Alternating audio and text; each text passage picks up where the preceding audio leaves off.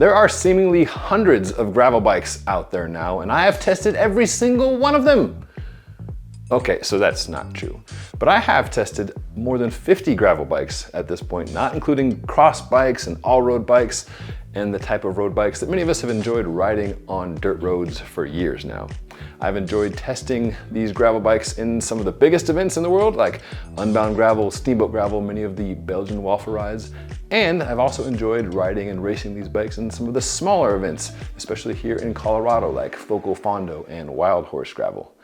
In this video, I want to share with you my top 5 favorite gravel bikes as of May 2023.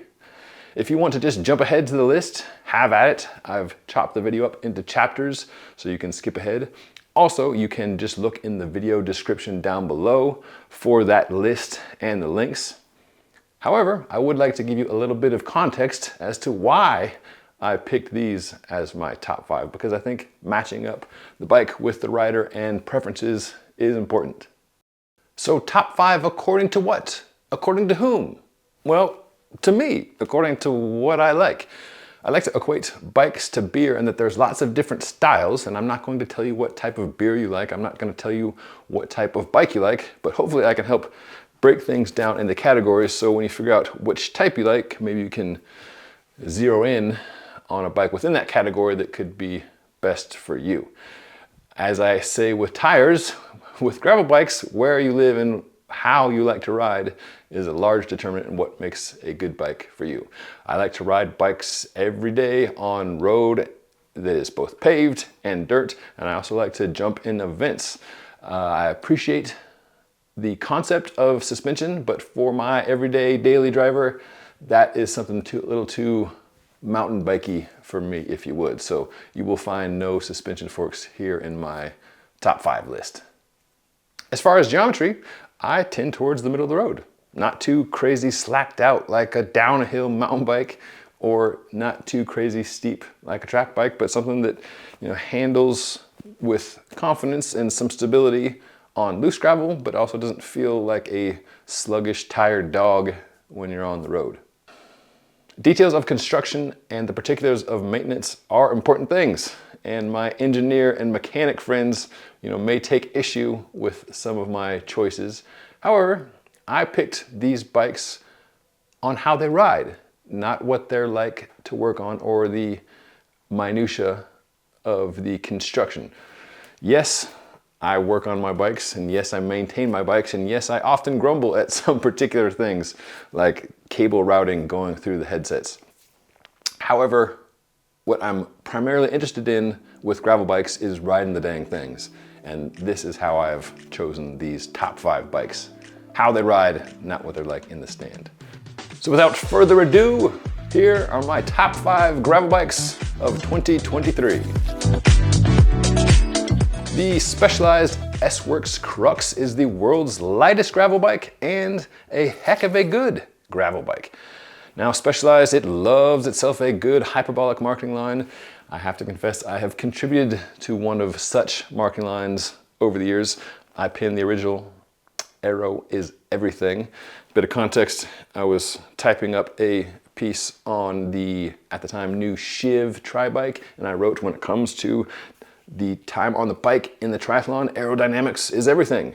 And Mark Cody, who is now at Zwift, at the time was Specialized Chief Marketing Officer, said, "That's it." I said, "What's it?" He's like, "That's it, aero is everything." I'm like, well, it's not everything, it's just a really important part of it. But like a good marketing guy, Mark drilled in on that, and aero is everything became a thing. Lightness, like aerodynamics, is not everything, but those two are the most critical factors you are up against when riding a bike. And just like a great aerodynamic package feels great and is demonstrably faster than a non-aero package, a light bicycle, and ideally a light bike and rider combo, not only feels great, but is also a demonstrably faster package than a heavier bike and rider combo. So it's not everything, but it sure is a nice thing when you can get a super light bike that handles very well. and Specialized has nailed it in many respects with the Crux. It's not just the frame set, which is a ridiculously light 725 gram frame, but also the cockpit and the super light wheels. The whole thing is tight and light, and that feels good, especially when you're initially accelerating, whether that's riding away from your house or coming out of a turn or starting up a hill. The less mass you have to move, the easier it is and the better it feels. Also, the ride quality is not diminished by the lightness here. Of course, this comes at a very stiff and steep price. S-Works model here, $12,500. The geometry leans a little taller at the BB and a little steeper than many gravel bikes, as it does duty as a cyclocross race bike. It's kind of funny that the bike industry has spent so much time saying gravel bikes are totally different than cross bikes. They're totally different than cross bikes. They're totally different. Actually, this does both really well. But anyhow, the geometry does end up a little higher than some other gravel bikes. It also leans full on towards the minimalist approach, not just in weight, but in terms of some functionality and features. For instance, there's no extra rivets for a top tube bag or fork mounts. There's no internal storage. There's no nods towards aerodynamics. It's just a beautiful super light round tube bike. In that way, it's not quite as practical, especially if you're looking to bolt things on for your everyday riding or racing, as something that does come with multiple sets of bolt mounts. In other ways, though, it is super practical in that the handlebar is normal, the stem is normal, the seat post is normal. And by that, I mean standard configurations, so you can swap out for something else should you like, or you can just adjust it easily. And you can also take the thing apart quite easily for travel. So in that way, it's very practical to have the same sort of design you'd find on, say, like $1,000 bike, where it's just standard components that you can easily remove and swap and pack for travel.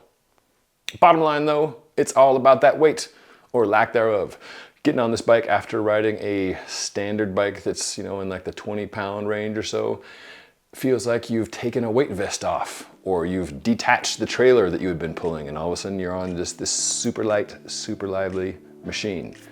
Top end model is $12,500, and the cheapest model you can get, the comp, is $4,000. While not exactly on the opposite end of the S-Works Crux in terms of price, but certainly heading in that direction, is the Ventum GS1. The top end bike here is only, air quotes, $7,200, and you can get models starting at $4,000. Again, this bike is a fun one to ride, and a cool feature here is it's got a flip chip at the fork, so you can change the effective rake and thereby the handling of the bike to add or decrease trail. I'm spoiled in that I've been able to test dozens and dozens of gravel bikes and many more road bikes, so I can get a sense for how different front ends feel in different scenarios, whether that's paved roads or loose gravel, uphill, downhill, at high speed, at slow speed, etc. Most of you probably buy a bike and ride it for 4, 6, 10 years, as you should. So you might not have a sense of how changes in trail can affect the handling on a package that's otherwise the same. Cool thing with this bike is that you can have that and change it for different scenarios. It takes a bit of work, and this is not something that you're gonna do like popping on a water bottle right before a ride, but it's just a cool feature that you can have faster handling for most of your riding, and then if you're going out on a longer, rowdier ride that may have you a bit nervous, you can change it to lengthen the trail so you've got a bit more of a stable ride. Beyond that, the bike just feels good. There's some flex in the seat post. There's not a standard round post, so you're stuck with this post, so you better like it. But there's what I think is the right amount of flex in that post for comfort without feeling like your tire is blowing out and you're bobbing and weaving all over the place. Aero is integrated, but the bar and stem still come off for travel if you need to pack the bike. So in my mind, that's a definite plus. Like all the bikes on this list, the Ventum GS1 has progressive geometry, which basically means the top tube is longer, the stem's a little bit shorter, which adds to a feeling of stability. I like the fact I can still get the stem as low as I like for something pretty close to my road position. So why do I like this bike? It feels good. Like Canyon, Ventum is a consumer direct brand, which means the price is a little bit lower, but also means you're gonna have a harder time trying this before you buy. So that's, you know, one of the trade-offs with consumer direct bikes. Happy to say that the Ventum is easy to build up in the manner in which they ship the bikes, which is an important factor. You can also take these to your local shop or trusted mechanic and have them built up and worked on. But I found this bike super easy to put together, and then it came basically built and I just had to pop on the wheels. The bar stem was already on the bike when it shipped. The ENVE Mog may have the weirdest name of the bunch. This in many ways is the answer to the hyper specialized, hyper niche-ification we've seen of gravel bikes, in that this is a hyper capable bike. Tire clearance for days, bolts for days if loading up a bike and going bike packing is your thing. Relaxed enough that it feels stable at speed, but does not feel sluggish when on the road. So this is, for me, a bit of a Goldilocks configuration.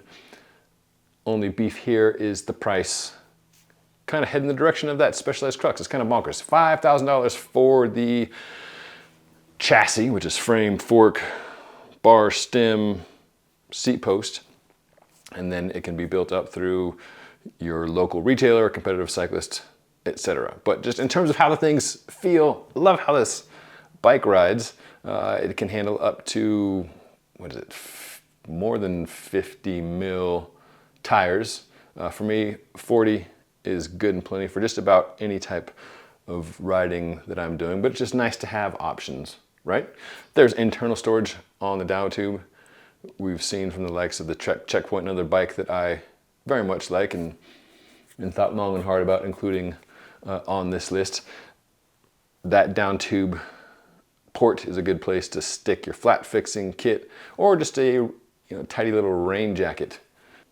Beyond how this bike rides, I love how the thing looks. And yes, I think that's an important piece of this puzzle here, is you should love how your bike looks as well as how it rides.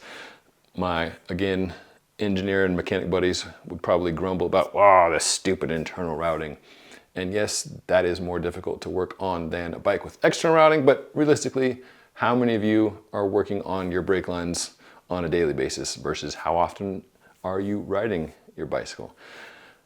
A last bit on the Mog, just full disclosure, I have a lot of test bikes that are coming in and out, but I only have two personal bikes. One is a Specialized Tarmac from my brief foray working there back in the day when I accidentally tackled a deer coming down the Flagstaff climb here, cracked the thing, and had Brady Capius of Broken Carbon patch that back up. I love how the Tarmac fits and feels. And the other bike I own is the ENVE Custom Road. Again, just love the look and feel of a bike custom designed for me. So those are just my biases of brands and bikes that I appreciate. This video is supported by Stages Cycling, which makes its power meters here in my hometown of Boulder, Colorado. You can get left-only meters, right-only meters, dual-sided meters, and if you have a Shimano crankset, you can send that in to their facility. They will install a meter and have you up and running with power in a matter of weeks. If you'd like to save 20% on a Stages meter and you live in North America, you can use the code THERIDE at stagescycling.com. My number 2 gravel bike of 2023 is the Cervélo Áspero-5. This is road race feel and aerodynamics optimized for gravel. Aero is everything, remember? No, but really, I love the feel of a fast bike. And I've sat in enough Cervélo meetings and other brands meetings on aerodynamics, whether that's talking bikes or wheels or bike and rider in wind tunnels, about aerodynamics, that I buy into this, right? Even if you're going not World Tour speeds, if you're out on the plains of Kansas for hours and hours and hours and the wind is howling, aerodynamics matters there too. Plus it just looks cool and clean with the tight lines and internal routing. Also, while the bar and stem have internal routing, you can still make adjustments to the angle, which I am a big fan of.